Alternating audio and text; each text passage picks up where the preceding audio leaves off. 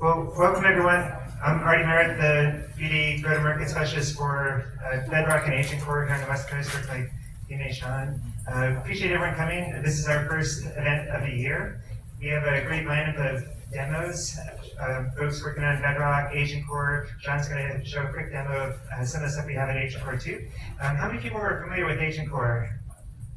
Cool. Oh, a whole bunch. I don't have to go into it. But it's basically our managed service for building and deploying agents, and we have a whole bunch of different components to help with that: a runtime environment, memory, identity policy. Happy to go into any of these things if folks have questions. And we have a bunch of other AWS folks here. You can see the badges if you have questions. So without further ado, I'm going to hand it over to Sean for our AgentCore demo. All right. Okay, so we're going to keep this pretty just demonstrations. We decided not to do any slides. That's kind of the theme for our event here. We want to make sure that you guys get technical demos, not marketing slides. So I'm going to do exactly the same. It's going to be, all right, normally, all right. So if you're familiar with the AgentCore, you know that it allows you to create agents, deploy them, scale them, and manage your memory, manage your FTP servers in a super simple way. We have, in the beginning of AgentCore, created something that we called the AgentCore Startup Toolkit. And Startup Toolkit sounds terrible, one, and two, it doesn't tell you exactly what it's supposed to be doing.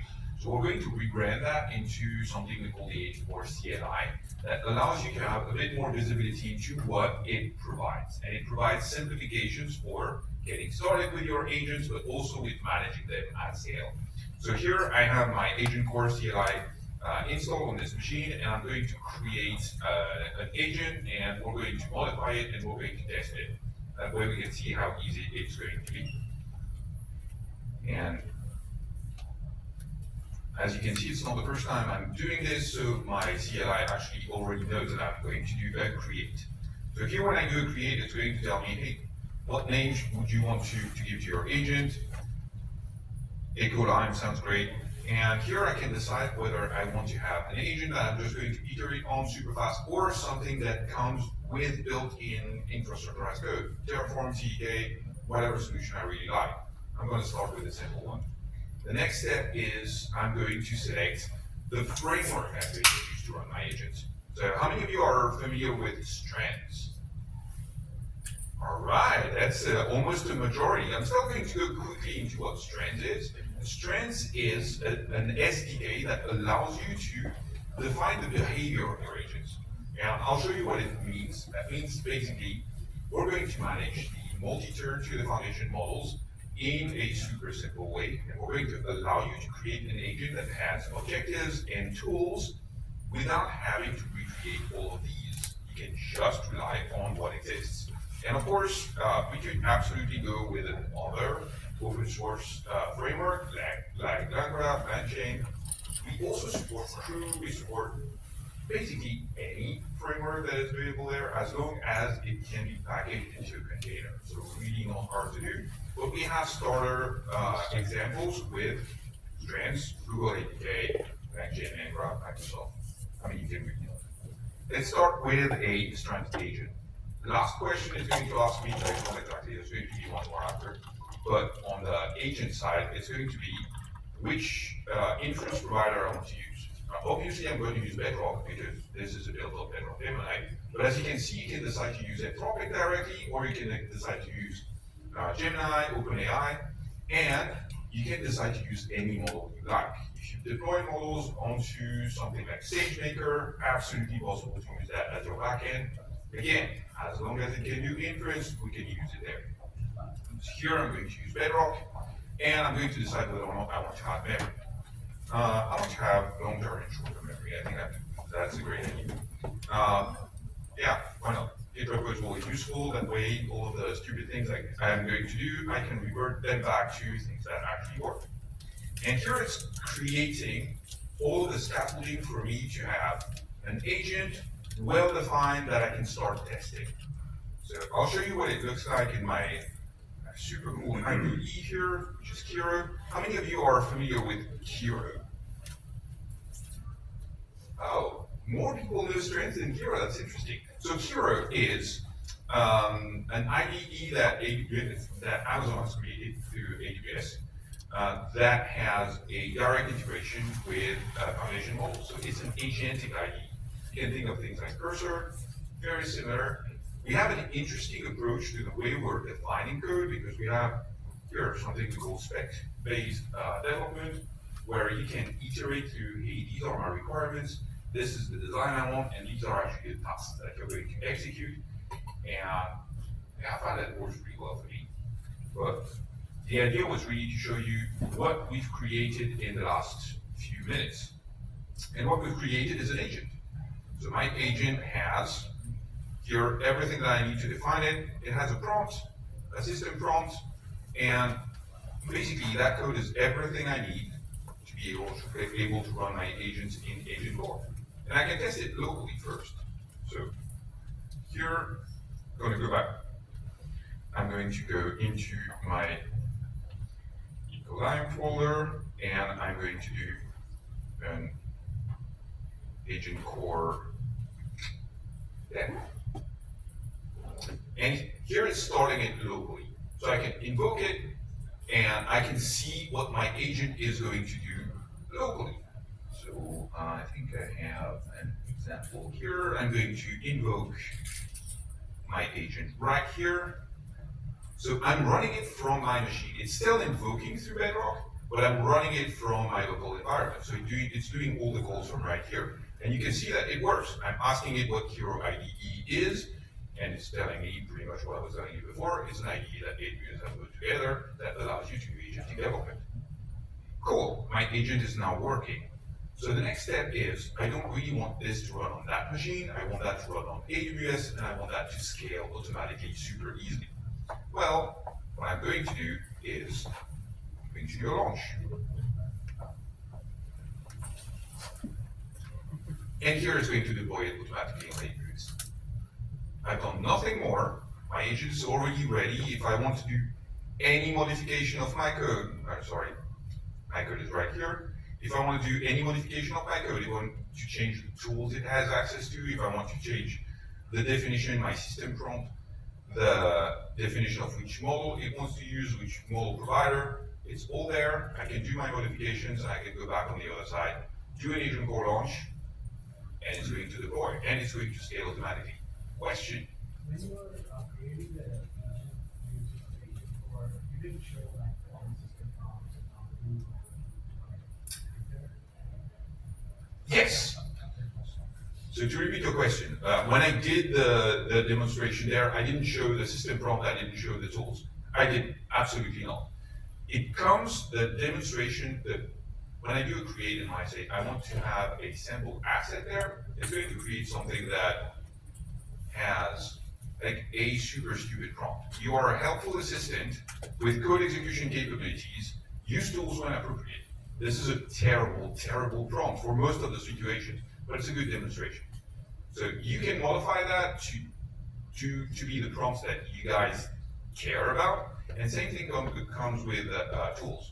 Here I'm using strands. Within strands, I have a set of definition of tools that are predefined that I can decide to use. Code execution is one of them. Interestingly, it uses code interpreter on AgentCore by default. That means if I ask it to do mathematics right now, it's actually not going to do mathematics on my machine. It's going to invoke a new machine, which is going to be my code interpreter, do the execution there, and only send the response to my foundation model to my agent. So it makes it much stronger in terms of security posture. But yes, you can change it. So, you can talk a little bit more? Sure. So, I just started doing a scaffolding for an agent with basically the agent locally by falling into the model in AWS. The model actually runs, the inference runs on the cloud. And which now is local. Yes, that's exactly that. So what you were asking is, with the scaffolding, with the example, when I run it locally, before I did the deployment there, the agent itself ran on my machine, but the inference to a foundation model happened in the cloud because I chose Bedrock as a model provider. If I had chosen Olana, it would have run locally. And- I could do it locally. And I assume that you spread for models onto like your X. We don't anymore. In the standard deployment for AgentCore on the AgentCore CLI, we do an explicit model definition, and we're going to start with Sonnet 4.5. But you didn't specify the model. I did not specify the model, but if you look into the code, into the model, and it says it's using the global inference profile for Sonnet 4.5. So we don't rely on the fact that there's a default model within Strands. I would strongly recommend not using that because you're much better off specifying which model you're using anyway. Yeah. Also, remember, scaffolding, you have to see. And again, it's scaffolding, but it gets you started. It took us less than 5 minutes to get started with building an agent, with deploying it. It is currently being deployed. I can start using it in a minute. Right? It's already now. So I can go into here, and I could, if I go into Eco, and I know I'm out of time, but you'll have to trust me or come see me and I'll show you. I can now invoke it in the cloud. It's super easy, and I have it on exactly zero development.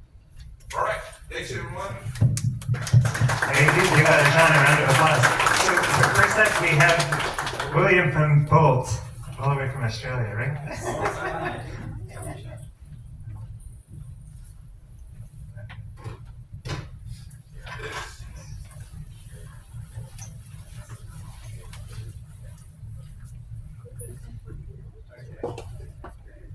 Sorry, guys.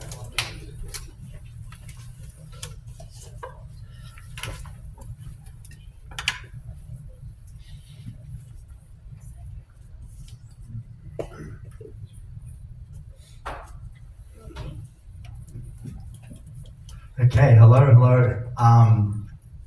Thanks for being here on a Tuesday night. Good on you guys. My name is William. I'm the Customer Enablement Lead here at Bolt.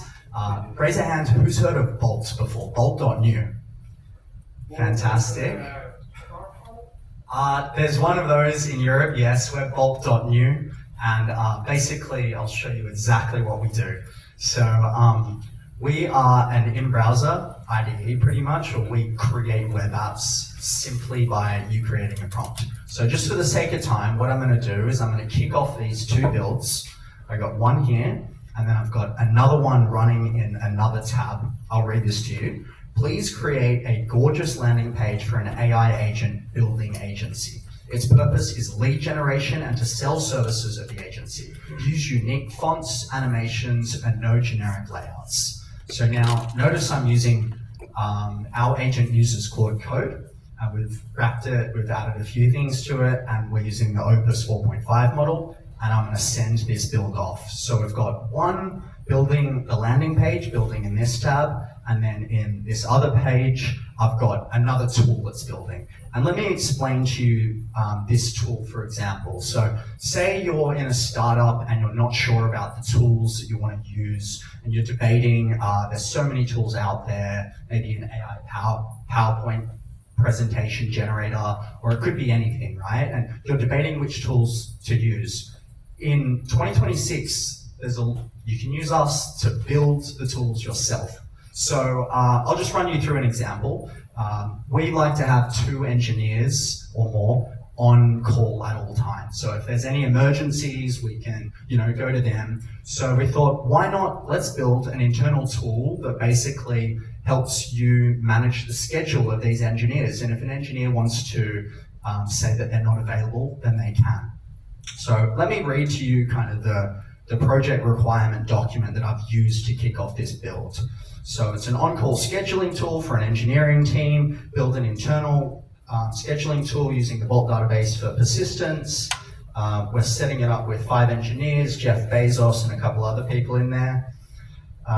So we've basically outlined the user interface, we've outlined the content of the page, and a few kind of other things. I also mentioned like the visual design and the database schema. Now, this may look like a complicated thing to do, but this was just a back and forth with Claude, probably about 2 or 3 prompts to really create this PRD.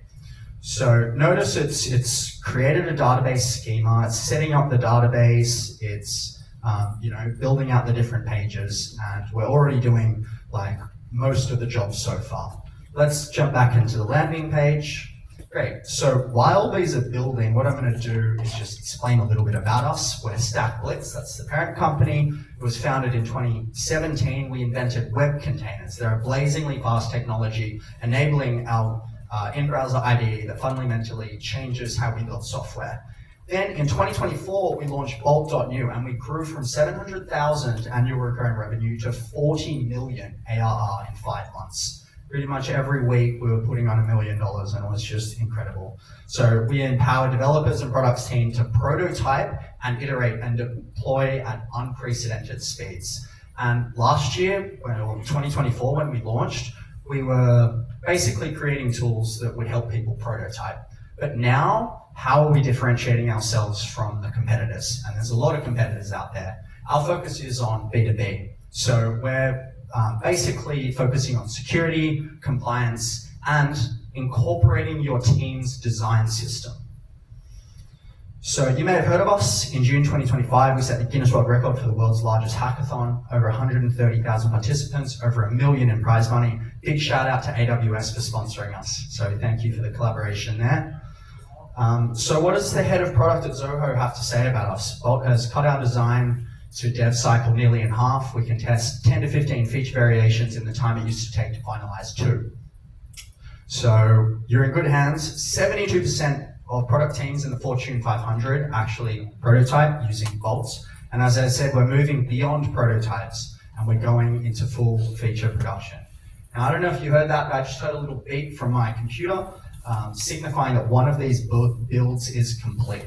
So let's have a look, and it looks like this custom engineering tool that we have created has, in one single prompt, created a database. So we can see it's got the engineers here. We can run SQL queries on this if we want. It uses a Postgres database, Superbase, if you've heard of that. We basically wrap them.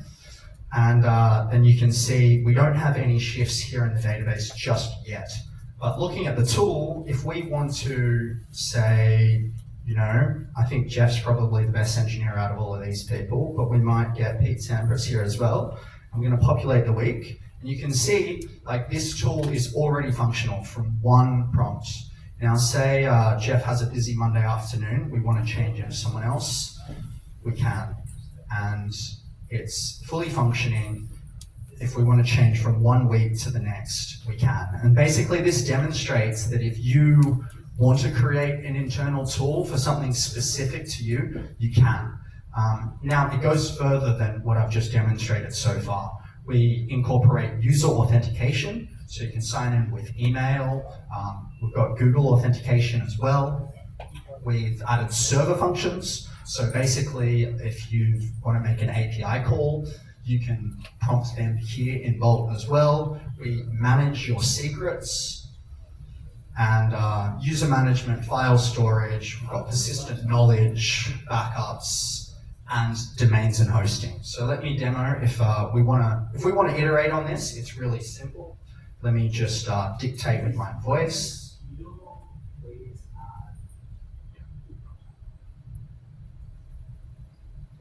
Please add dark mode support to this page. So something as simple as that. I'm going to enhance the prompt, which basically structures the prompt, helps our agent understand what you want. Now, as soon as this is finished, we're going to send that off.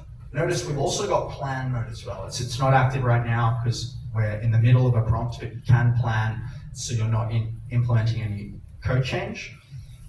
And great, we'll let that do its thing. Let's jump back to our little slide. I just want to say, we tested Bedrock against Anthropic's first-party API transcripts, and we found lower time to first token and more output tokens per second on Bedrock. So that's why we chose to go with Bedrock. Our agent is powered by Claude Code, possibly the most impactful tool. And with Bolt, Claude Code has an incredibly intuitive UI and simple setup.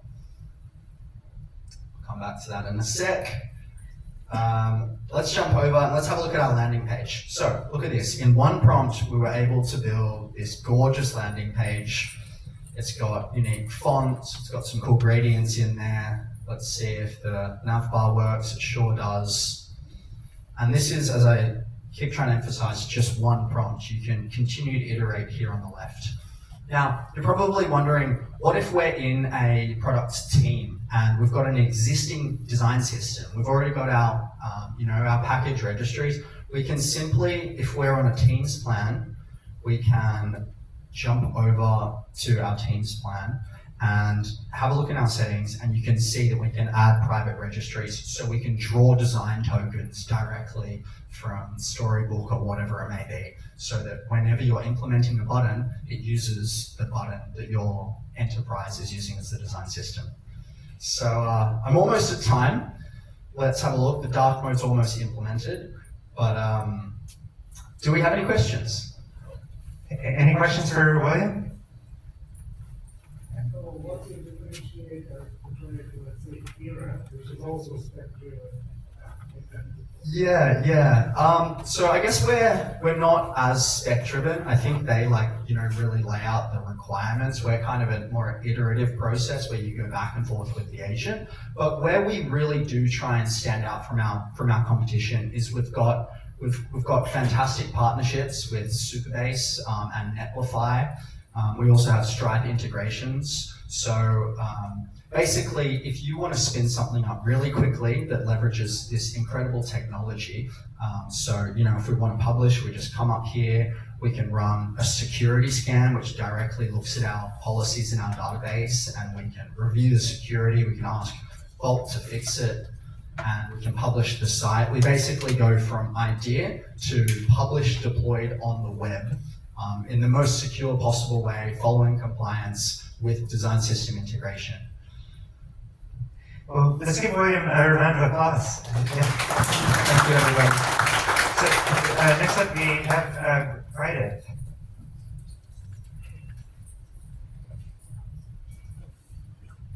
Hello, everyone.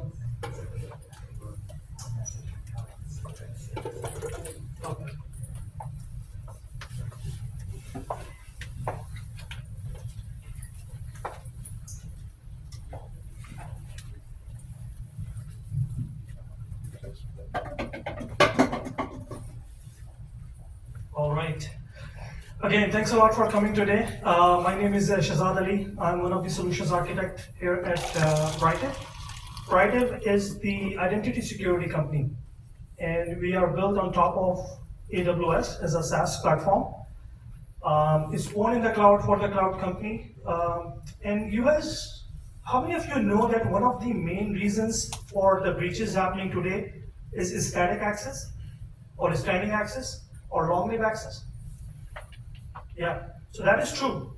A lot of breaches happening today are happening because people are saving their credentials into GitHubs or different places, and they're leaked, and that's one of the reasons. So what we do here at Britive is basically we provide short-lived access, scope access to the resources when they need it, and then we take the access away. It's also called just-in-time access, and that's what we're gonna demo today. So our platform is built not only for the Agentic AI agents or AI agents, but also for humans and non-humans, right? So let's say when you want to get access to AWS S3, a Britive tool can give you short-lived access for 30-minute or 40-minute just for the S3 access, and then it's gonna take the access away, right? So what we have built here is an application, an HR application, just to showcase or demonstrate the capabilities of AgentCore and Bedrock, which allows the enterprise users to basically perform the HR activities as an admin or end user using the Bedrock and AgentCore technology, right? So let's say if you want to check the PTO balance, or if you have some training requirement as a compliance, you come to the tool, you submit the request. In the background, the agents, AI agents, will automatically perform the activities and provide you the result. Okay? So let's dive into the Britive user interface. So this is how the Britive user interface looks like, where what we have is what we call profile. So these are the scope profiles that we create for humans and also for AI agents, right? Because AI agents obviously should not have broad access or static access to your critical resources. Okay? So what we're going to do with this Britive tool is provide those AI agents very scope access to, let's say, DynamoDB or S3 or Snowflake. So they get the access for the short duration of time, and then after that, that access is revoked automatically. Sounds good? Okay, so this is my sample application, okay? And I have our partner AgentCore sitting in the room who actually helped us build this. And I'm actually logged in as an employee to this HR application, right? Every single enterprise has some sort of application, but this is now powered by Bedrock and AgentCore. So I'm gonna say, I wanna check my leave balance, okay? And I'm gonna click here, right? This is a prompt sent to the Bedrock and AgentCore. And what's happening in the background, that based on this prompt, the supervisor agent is orchestrating multiple agents to check the PTO balance or check your holiday or check your payroll system, right? And in the Britive, what's happening, what you see in the log, this request came in, and now supervisor agent is invoked, right? So Britive is protecting access for this AI agent so that it can get access to this Snowflake database or a table, pull the necessary information, and after it pulls the information, it will automatically kill the access or revoke the access. Okay? So I'm gonna refresh this page one more time, and I'm gonna show you the logs so you guys can also see. So this is basically the checkout request. You can see the actor, the supervisor agent. You can also see the client. We are using MCP, Britive MCP server in the middle, in the architecture. And this agent or this process is elevating the access for this agent, right? So by default, this AI agent has no access to a Snowflake. By the virtue of using the Britive tool, we are providing this short-lived access for it to get the information. And this is where you can see the supervisor agent is getting access to this Snowflake database. And what we have also done, we have added human in the loop with the help of the Bedrock and AgentCore technology. Because you want someone to own the agent. You want to provide this audit capability or compliance to your team. And that's the reason we have the human in the loop, so that this agent is actually acting on behalf of a human. So in case something goes wrong, or if you want to audit it, you can go back to the same user. Yeah. So this is the profile checkout request, and look at this, right? Soon after it got the access, it sent the check-in request automatically, and then this access is going to be revoked. Okay? So that is the log. Now I'm going to quickly show you the tenant application. This is how we have configured this demo, where you can see we have the AWS and the Snowflake. And in the Snowflake, I'm going to show you the way this AI agent or AgentCore is getting access to this piece of information, right? So this is the profile that we created for this AI agent. And in the permission, you can see we only allow this agent to get access to the HR table in the Snowflake.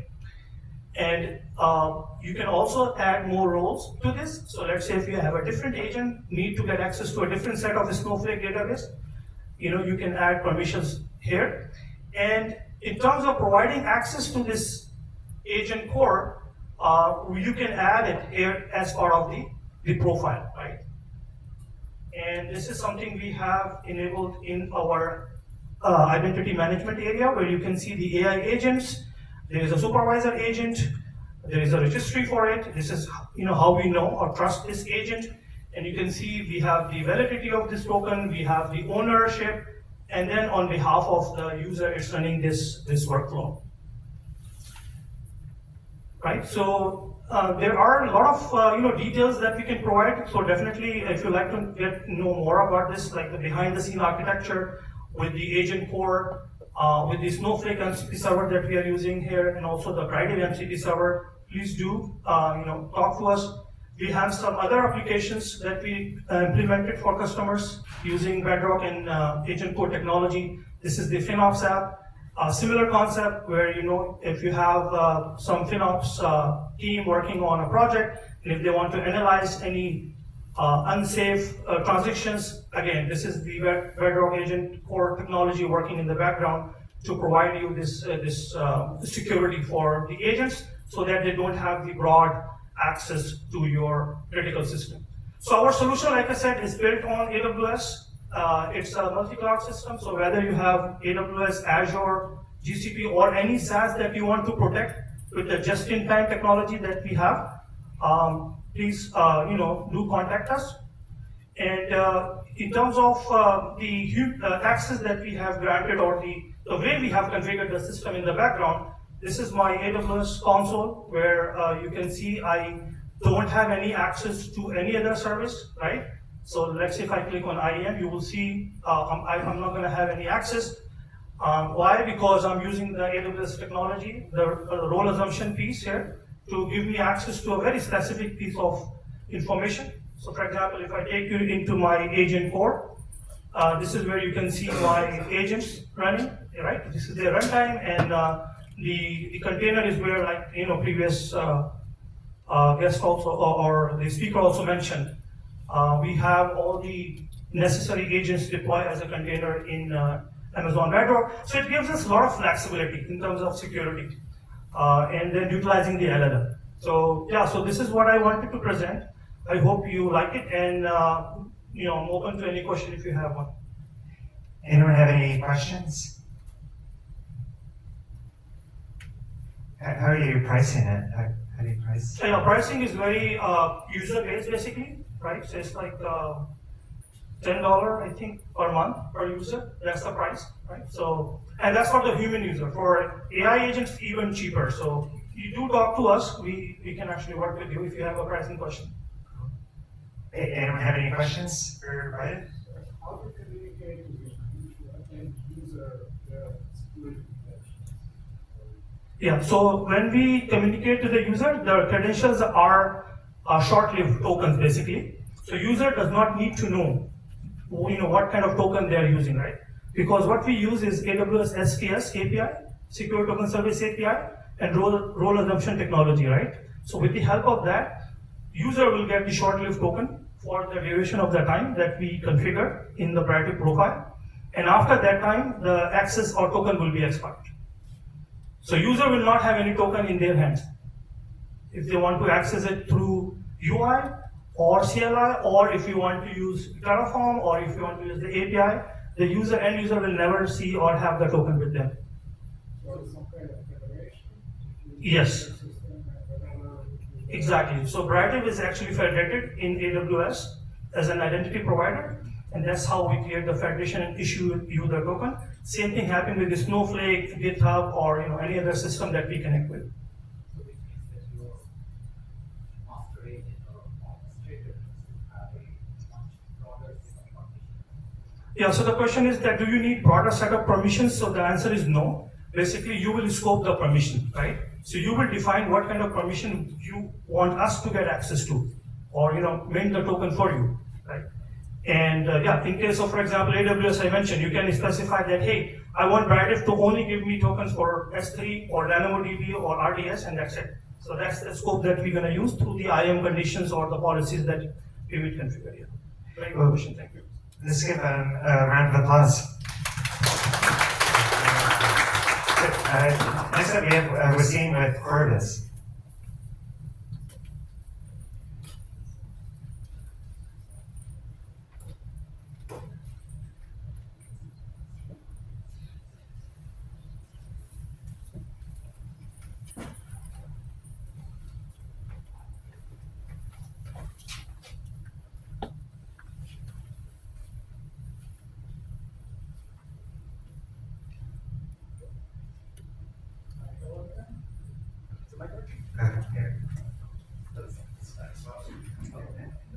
Okay. Hello, everyone. All right, you can hear me now. So yeah, my name is Wasim. I'm with CoreViz, and trying to take you a bit away from all the developer space and more into consumer space. So what we're doing is kind of a new kind of workspace for the people who work with photos on a daily basis. So teams and orgs that deal with thousands of photos. That's kind of what we're trying to build. You can think of it as a better Dropbox that understands the photos that you put in it. And I'm going to take you through a bunch of demos for a bunch of workflows for all sorts of verticals. So to get started, so this is what the interface looks like. It looks very familiar. It's kind of like Dropbox or Google Drive, except as soon as you upload a photo, it actually creates a description of the photo. It indexes it. It understands what's happening inside of the photo. And then from there, we can do a global, essentially, image search on the whole data set that you have. So you can do dog, or I don't know if I have a plane or something like that. Pretty basic. This is like the baseline. And then, let's see. So if you go into a photo, it actually can perform object detection. So what you would see at like RoboFlow or something like that, except for everybody. It understands basic objects, so rows and so on.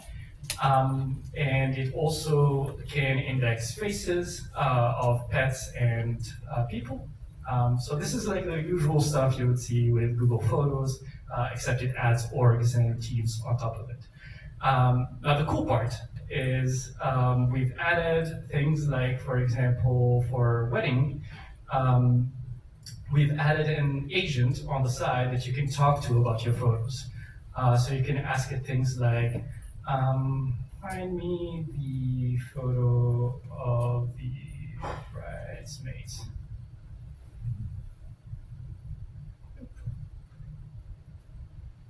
And it will actually use all of these tools that we've built for humans as a tool inside of the AI agent. So it can do image search, similarity, like a detection, all the things that are available to the human as a tool in the AI. So we found the photo here.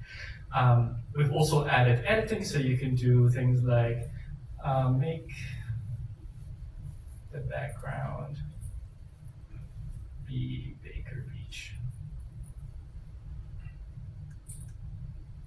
And here it will use a bunch of the models that we have, so Gemini and Flux and everything that's running on AWS, and then it will actually edit all of the images at once.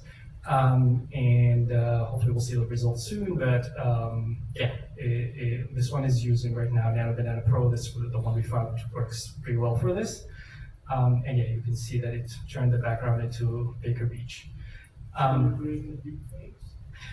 There's more. So this is like the fundamentals.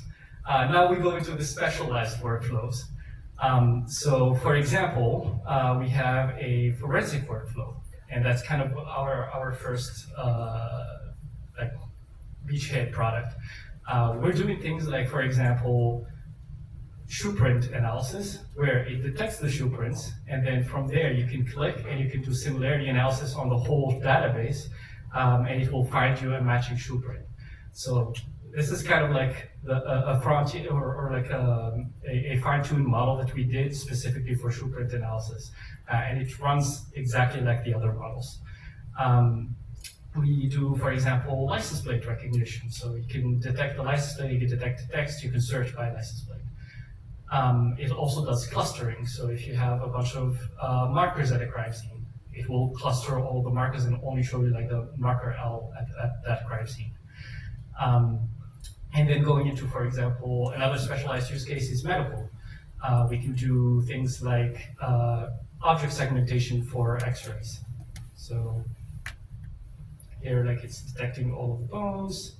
And we can also do things like, I don't know if this is gonna work, but okay, this one, for example, you can actually like ask it to find the fracture in the photo and label the fracture, and it will do it. All of this like also can be done in bulk, and that's kind of like our secret sauce is the bulk processing of images. My next demo is for college photography. So if you have a bunch of photos that you took at a basketball game, you can do things in bulk. So you can ask it to detect the jersey number of each player. And here it will kick off a workflow, and it will try to label all of the photos in bulk. So So you can see it starting to process each of the photos. And in a bit, we'll be able to see the tags.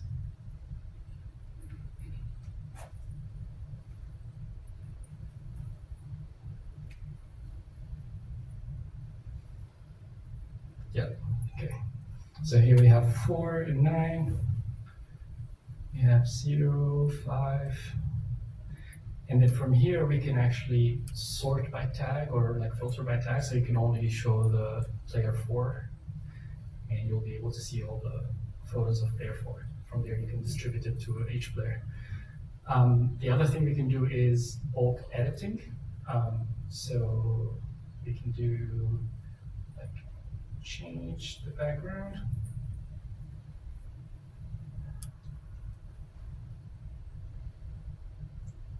To this.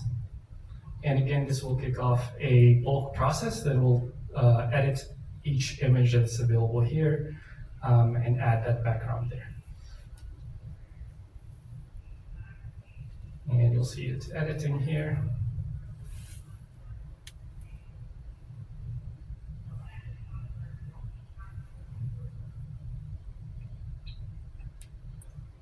Let's see if it finished. Yep, there you go. So now all the backgrounds are edited to that. Yeah, so that's my demo. I think we'll take questions. Any questions for Wasim? Steve? It's very cool. It's a lot of different use cases there. Sorry, say It's a lot of different use cases that you cover. Yeah. Like what's the one that you guys have found the most traction with? So we're exploring right now. We're still exploring. I think like the forensic one is the most traction. We've had a bunch of police departments and sheriff offices sign up for it. We're still not compliant, so we're trying to get the compliance first and then go into that market. But yeah, that's like where I think there's the potential for the most impact. If your surface your concept, or let's say I have a plan building a solution where Yeah. your objects extracted from Yeah, that's a very good question. So we do have an SDK that you can try out today. We have the CLI also that you can use as kind of like if you're just faster for you to work with the CLI, you can use the CLI. Otherwise, you can use all of what I showed you through the SDK, like for description, tagging, editing, all of that. Yeah. Great demo. Thank you. Question. With the forensic, for example, if I'm here in America, but then another forensic department over in Europe opens up, can they use the same data on the footprint recognition? Or how do you share? So we don't share natively, but you can make a contract with that organization to share data, and that's kind of how it works. In that, like in that area is like they do inter-organization contracts, and usually it's like location-based. They would not do it like across countries, but like a few like organizations that are in the same county or like neighboring counties would share data based on the contract. We can, yeah. how broad is operating like a typical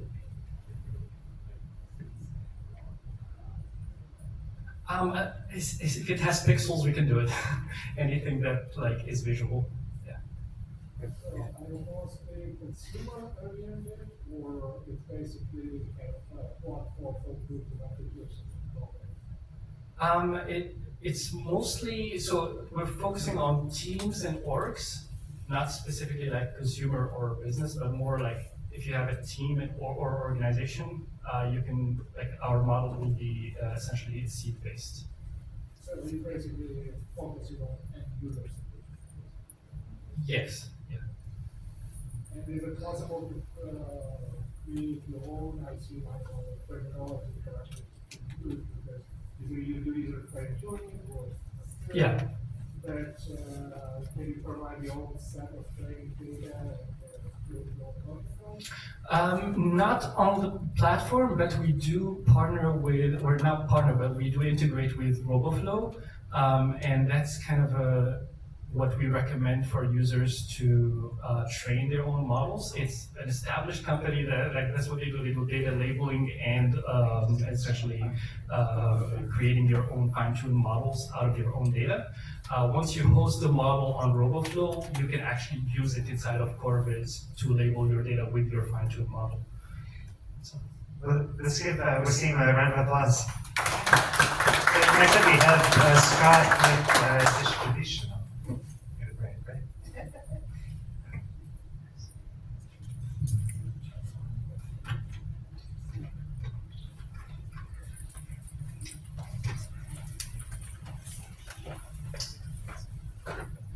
Hey everybody, my name is Scott Clark. I'm co-founder and CEO of Distributional. We do agent analytics, so we're going back into the dev space here. Here's our docs. Basically, we bolt on top of any AI product that you're building. So imagine you built something cool in AgentCore and you're using Nova or some other awesome AWS backend for it.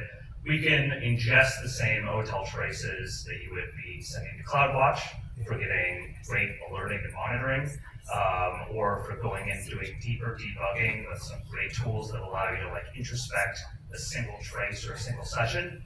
You can think of us as this in-between layer though, where we're gonna look through all of the logs that are being generated by our agents and help you discover, understand, and fix different behavioral issues that are happening with them. So instead of looking at everything at once and just looking at a time series or looking at everything individually and having to debug it, we are going to pull out patterns and help you better understand subclusters of these sessions and traces.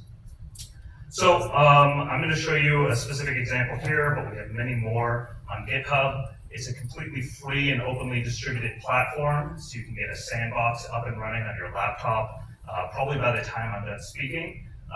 But you can also deploy it in a wide variety of different ways as well, scaling all the way up to kind of an auto-scaling AWS infrastructure in the back end.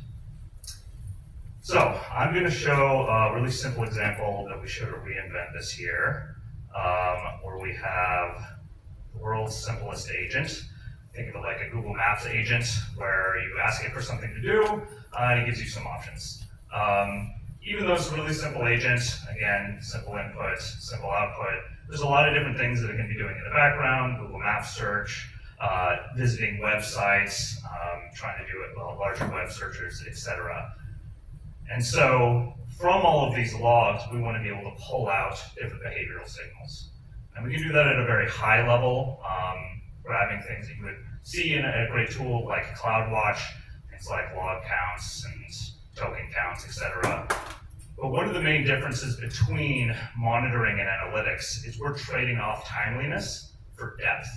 And so we're able to do things like topic analysis and behavioral analysis, look at larger ways to see how these tools are being called, graphically correlate these things together. Again, finding these patterns, correlations, and clusters that are actually driving underlying behavior. It seems like if you're asking for multi-stop trips, this thing actually gets bad user feedback, for example. But the core of the product is around our insights. And this is where we have dug through all of these traces and pulled out specific issues that might otherwise be lost on an eval. This is about helping you find the unknown unknowns in your agents. If you know exactly what you're looking for, you can write an alert for it, or you can write an eval for it. But if you just want to know what's happening, you can use this to see, okay, we have some redundant or inefficient tool usage. This is driving up cost. We can dive in and see what's happening. Looks like we're repeating tool calls. Here's some very specific examples that we could dive into if we wanted to. But ultimately, how do we fix this? So we also offer suggestions here around, hey, just change your system prompt, implement a cache so you don't have to call the same tool twice, implement a guardrail to check if things are in the cache. These are things you could just copy and paste into Claude code. Again, the idea here is kind of tab complete analytics. It found something you didn't know existed before. It allows you to triage it. It allows you to see whether or not you care. It allows you to fix it, and then also track it over time to make sure that that issue doesn't creep back up. And this allows you to use a more analytics-driven AI data flywheel, where over time you're engineering your prompts, or maybe you're doing post-training optimization, feeding these analytics into better reward functions, pulling the needle out of the haystack to give the fine-tuning or reinforcement learning the exact data that matters to make your agent better and better over time. So that's it at a super high level. Any questions? From where do we get the logs? From where do we get the logs? Great question. So we have 3 different ways to get the logs into our system. One is just an OTel trace ingestion harness. So if you're using AgentCore or Google ADK or any of the other frameworks, and you're already sending something to CloudWatch or LangFuse or whatever, we just take that exact same data. If you have a more mature ETL pipeline, you can also use our SDK through our semantic convention to get the data that we want into us. This can sometimes be helpful if you have richer session data like feedback or user profiles or other information that you want us to correlate as part of our analytics.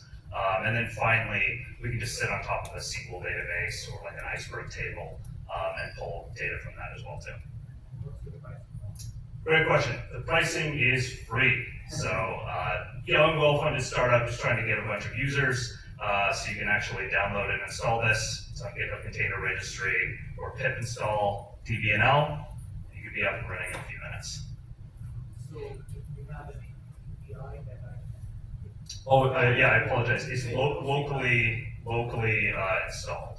So you can do it simply. Well, I'll just jump down here to. Yeah, so it's a Kubernetes cluster that runs the analytics backend.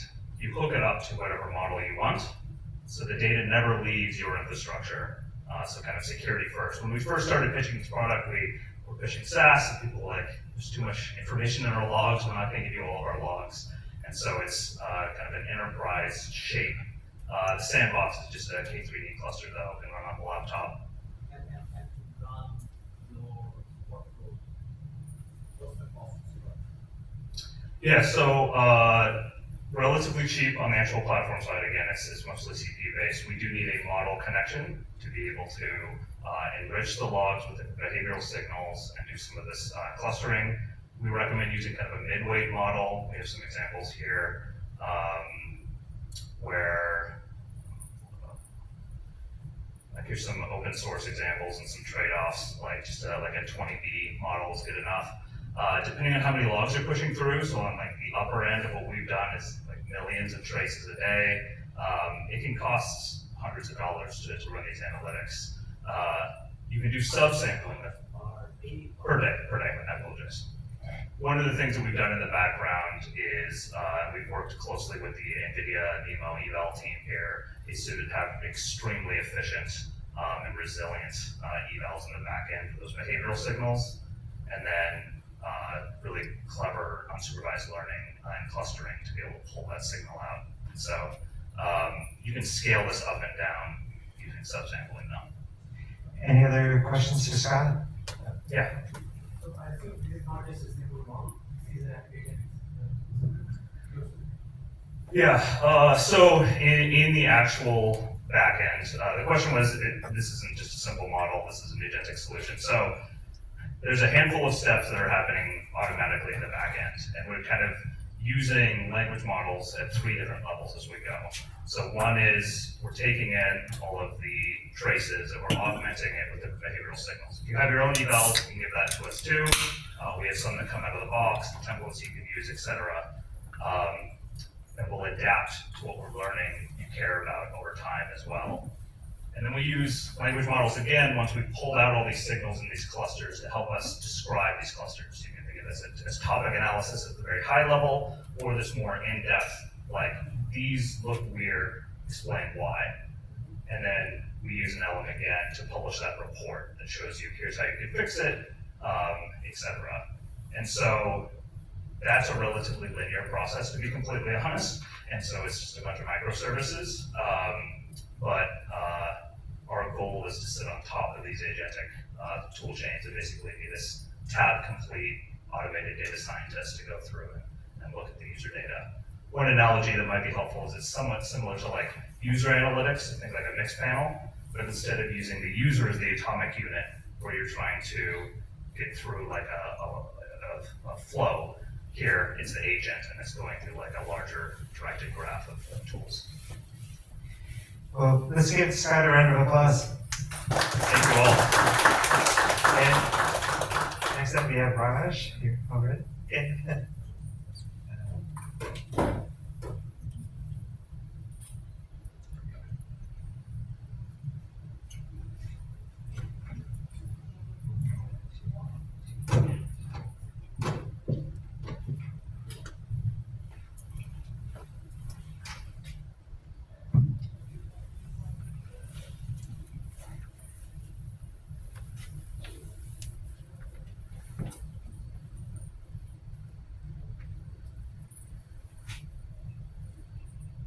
Okay. Hi, I'm Rajendra Kopula. I'm one of the co-founders of Manifold. So quickly, what is Manifold? I'll start there. So we are a data and AI platform purpose-built for life sciences and healthcare companies.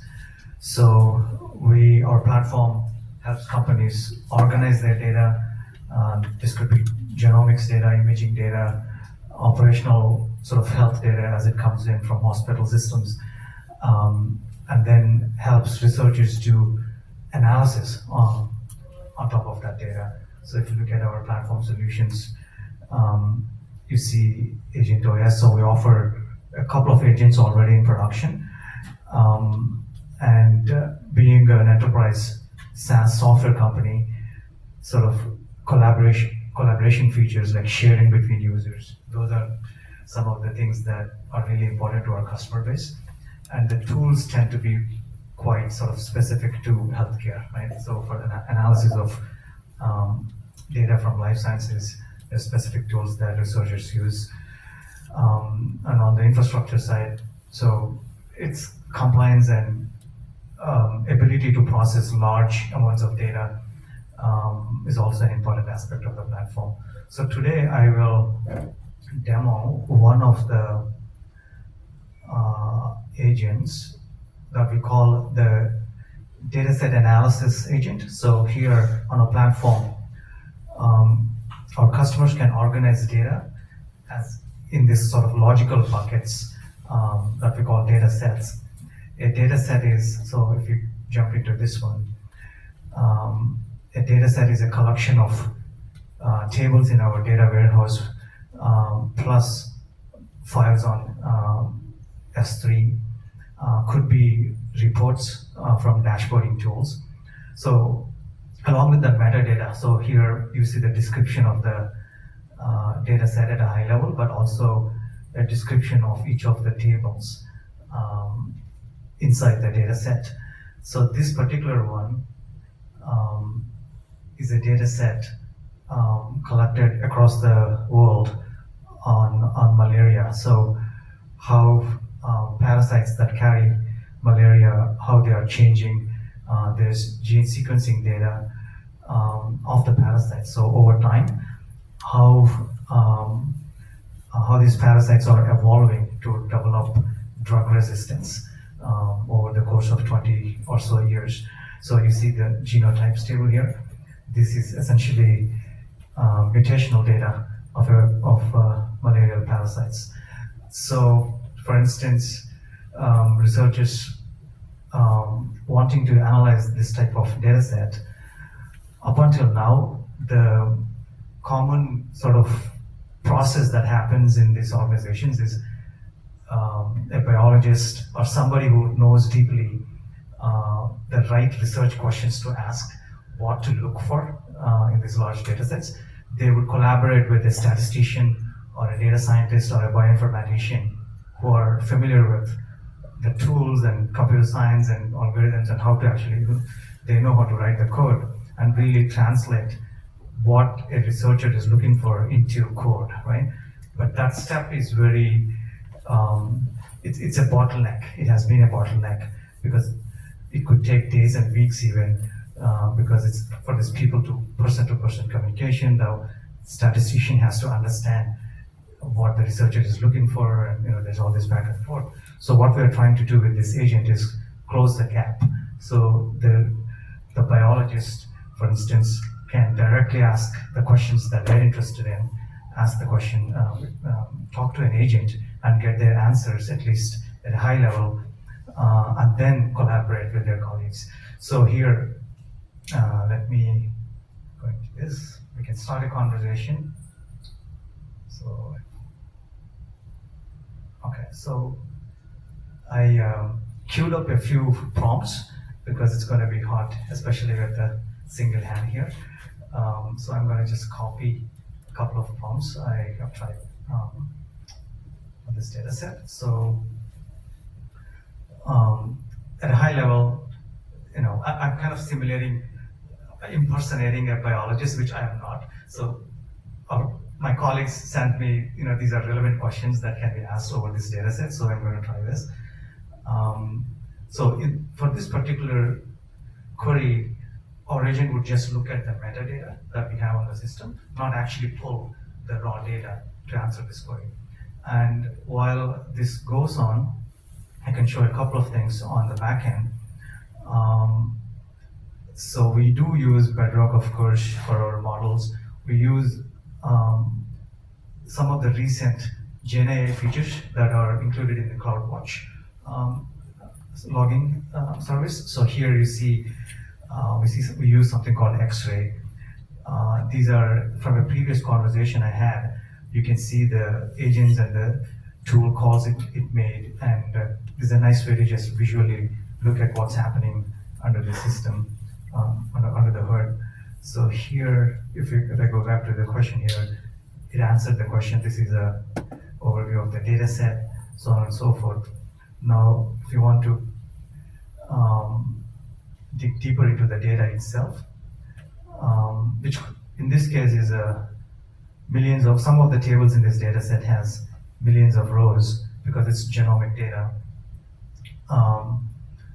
So while this goes on, I can talk a little bit about so transparency is one of the important features for our customers and users. So they want to know what actually is happening under the hood, which data is being retrieved. It's not just, it shouldn't be opaque, and they want to understand and be able to trust the results that the agent produced.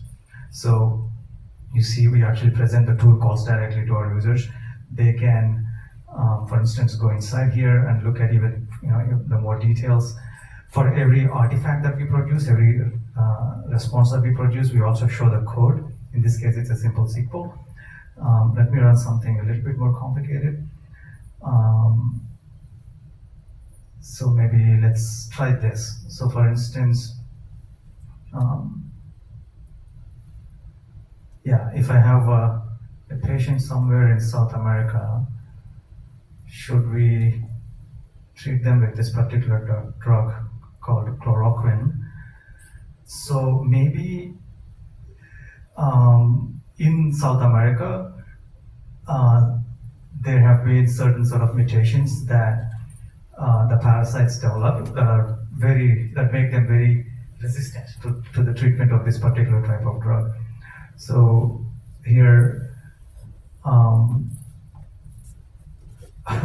it actually did not answer, but let me go back 1 second. It's trying to be safe. So maybe.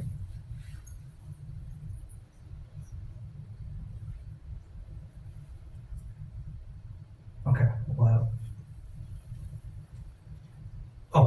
So maybe while that goes on, I'll open up actually for questions because I got the signal about the time.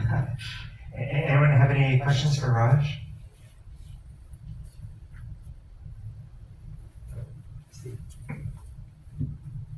What's one of the most interesting insights that one of your customers has found using your tool?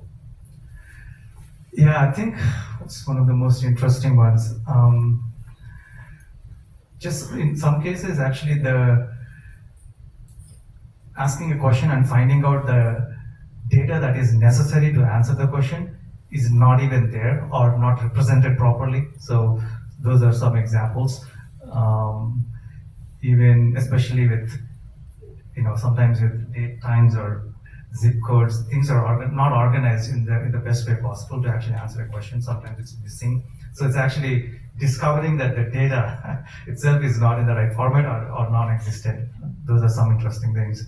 But on the research side, things like this, for instance, it found that this is a real-world example from one of our customers, the data set itself, and it's finding that this particular mutation has developed specifically in this parasite in South America that makes it very resistant to that particular type of treatment. So that was the intent of my earlier question. Hope that it would say, no, you should not use chloroquine to treat patients, malaria patients in South America, because there are lots of, there's clear evidence that parasites there are resistant to this particular drug. So these are some of the interesting questions when researchers and biologists who are working with these large data sets can answer these types of questions for themselves and be able to trust the answers. That's what we're looking for. Yeah. Let's go. One last one here. Give us another kind of customer success story. What interesting innovations have your customers been using the tool with for? Yeah, so we just launched to customers recently, so it's in beta program. So I think we'll know more about that in a couple of weeks. Maybe I can come back here also. But at the moment, in our internal testing, we have a few researchers who represent customer voice. What they're saying is essentially being able to answer these types of deep research questions. So what happens is in biology, biology is such a large space. Each disease has its own sort of nuances. People spend 7-8 years doing PhD studying a very specific problem in biology. So there's a lot of domain knowledge that is very specific to a problem. And they know exactly what type of questions to ask, right, when presented with a good data set. But the translation of that question into code and a result, and they can actually look at that gap, closing that gap is what we see most excitement around, right? So, maybe let me pause there. I know it doesn't answer a question exactly, but with the information that we have today, that's the best I can say. Let's give Raj a round of applause.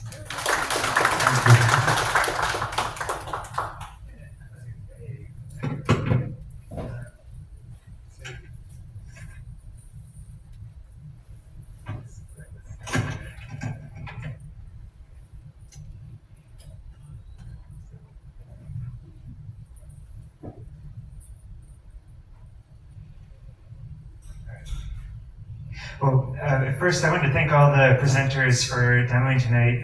Definitely appreciate it. My colleagues, Judy and Aaron here, who's part of this, helping organize. Jim, Igor, there's a whole bunch of people here, and Sean. So if you have any questions about AWS, obviously there's folks here. Any questions for the presenters? We still have about 30 minutes or so left. But if you feel comfortable, you can fill out this survey here. That's the QR code. You can get $25 in AWS credits, even if you give negative feedback, but we hope you give positive feedback. You can do it twice. Twice if you do positive feedback. Our next event is February 17th. Here again, another demo night. So if folks are interested in demoing, let us know. If you're interested in attending, try typing that out. But we have a newsletter and all too. We'll send this out. But once again, thanks everyone for coming. I think you still have the room until 7:30, so you're welcome to mix and mingle and all that kind of stuff.